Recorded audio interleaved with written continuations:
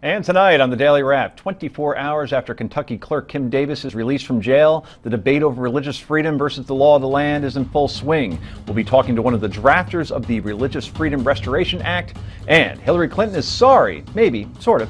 We'll sort of sort out Mrs. Clinton's apology for you. And is Donald Trump finally becoming a politician? This is the Daily Wrap, live from New York City.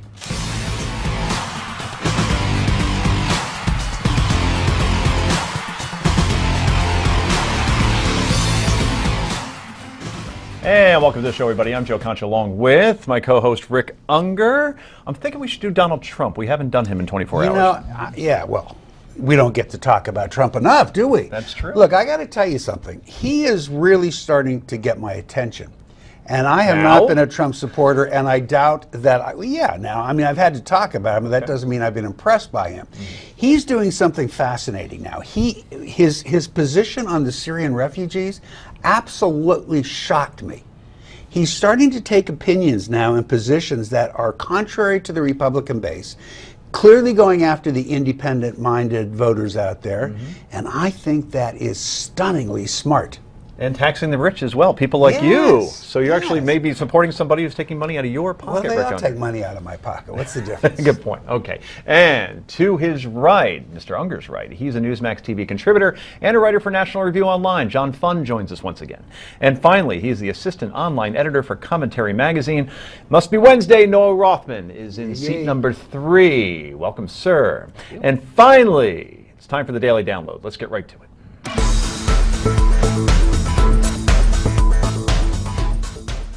In the wake of the jailing and subsequent release of Kentucky County Clerk Kim Davis, some politicians, including in the wake of the jailing and subsequent, well, you know what we're trying to say here, are calling for laws that protect people of faith.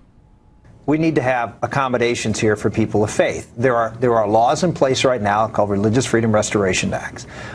Do they cover this specific situation? No, they don't. That's why I called for, as soon as this law passed, for the president to issue an executive order that lines up with something called the First Amendment Defense Act, which allows for governmental officials who have conscience issues with this to be able to have some ability to... So she should step aside and let a deputy do this one. That would work? There should be some accommodation made for people of faith. Okay, so Santorum's reaction, not terribly surprising, but Donald Trump's is. And yesterday he told MSNBC's Joe Scarborough that he believes Kim Davis needs to follow the law. Let me ask you about that Kentucky court clerk. You were asked about it at your appearance yesterday and said you hadn't had time to look into it. So now what do you think? Well, look, the decision came down from the Supreme Court, Gene, so I'm a believer on both sides of the picture. I would say the simple answer is let her clerks do it. Now, from what I understand, she's not letting her clerks do it either. But Donald, bottom line is, though, the Supreme Court makes a decision. That's the law of the land, right? You have to go with it. I mean, you have to go with it. The decision's been made, and that is the law of the land. I think Joe's borrowing some of Mika's blonde dye at this point. You see that nice little... No, I like it. I like it. Anyway, to discuss this further, we are joined by constitutional lawyer Mike Farris, who is a senior fellow for constitutional studies at Citizens for Self-Governance and the head of a Convention of States project, as well as an original co-author of the Religious Freedom Restoration Act. I believe he is qualified. Okay, Mike, so conservatives seem to be split on Kim Davis. As you heard, Rick Santorum calling for laws to protect the religious freedoms of state and federal employees. Donald Trump says, hey, law of the land, do your job. What do you think? I agree with Rick Santorum, basically, that there is a way to find an accommodation for people like Kim Davis. It's not a question of whether or not these people are going to get their licenses. The question is whether she can be personally coerced to participate. And being a government official, it's a really fine line. The individual rights of a government official are different than an individual citizen. But the general principle of religious freedom is if we can find a way to accommodate religious belief, we have a duty to do so. And I think we could find a way to accommodate this lady and still people could get their license in compliance with the Supreme Court's decision, which I believe, by the way, it was unconstitutional to begin with, but nonetheless, they could get their license some other way. Hey, Mike, it's Rick Unger. I'm curious about your take on whether or not Title VII of the Civil Rights Act is applicable to an elected official. Certainly, if she were employed by a private employer, the law requires her employer to take, some kind of steps to try and alleviate the problem for her, as long as it's not too overbearing on the business.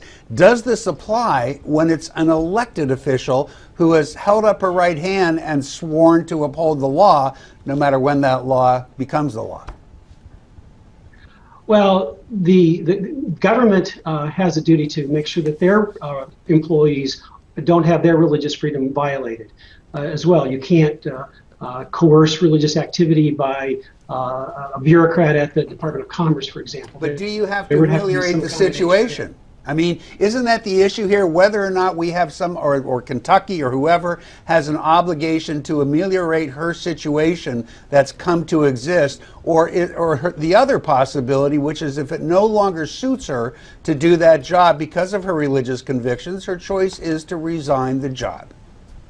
Well, of course, that's one choice, and several clerks across the country have taken that choice. And I think it's unfortunate they've been coerced into that position. But the central principle of the Free Exercise Clause is you can't coerce people to violate their religious beliefs. And if you take that and add to it the right of religious people to hold elected office in this country, a principle that is upheld by the Supreme Court in McDaniel versus Patty, when ministers were barred from participating in the state constitutional convention. You add those two things together, and I think the federal courts have a duty here to follow the principle of free exercise, which I think that RFRA is more applicable than people might think.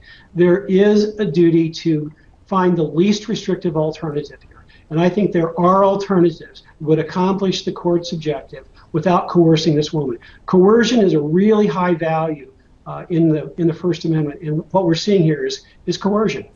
Mike, Noah Rothman with Commentary Magazine. You said earlier you agree with Rick Santorum that perhaps the president or maybe Governor Beshear would issue an executive order that would allow for her there be some special dispensation for Kim Davis and others like her who don't want to have their religious beliefs violated. Is there a limiting principle there? How do we define religious beliefs, and is that applicable to just about any circumstance? For example, somebody who wants to smoke marijuana as a part of their religious belief, or a Jewish individual who doesn't want to perform certain rituals in a hospital. Do we define, is there a limiting way to define what a special religious dispensation would be in an executive action? Well, first of all, I was agreeing with Rick Santorum relative to the ultimate objective of finding an alternative. I don't necessarily think it's proper to do it through an executive order, but let's just deal with the substance rather than the means of getting there. And the limiting principle is the principle in RFRA. And first of all, there has to be a substantial burden on this woman, and that's clear. She's been in jail for following her religious belief. That gets you over the substantial burden test. And then the next question is there a compelling governmental interest in forcing her to give the license? Not a compelling governmental interest in the license being issued, but in forcing her to do it. I can't see a compelling interest in forcing a particular individual to issue the license. And then the last principle is there a least restrictive alternative? But and Mike, so... Mike, aren't yes, you, go ahead.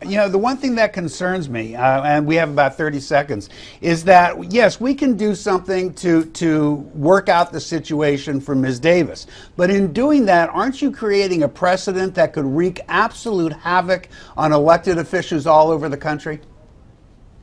I don't think so, because, this is the standard. RFRA, what it did, it was to take 100 years of free exercise law and distill it down into recognizable principles. And we have not had a runaway abusive situation for religious freedom when we follow those principles before the Smith decision or afterwards in RFRA. There's limiting principles and they work. And so 100 years of litigation says these principles don't lead to bizarre and absurd results. I think we can follow them and follow them safely. Mike Farris, head of the Convention of States Project. Thanks for coming on tonight from Virginia. We appreciate it.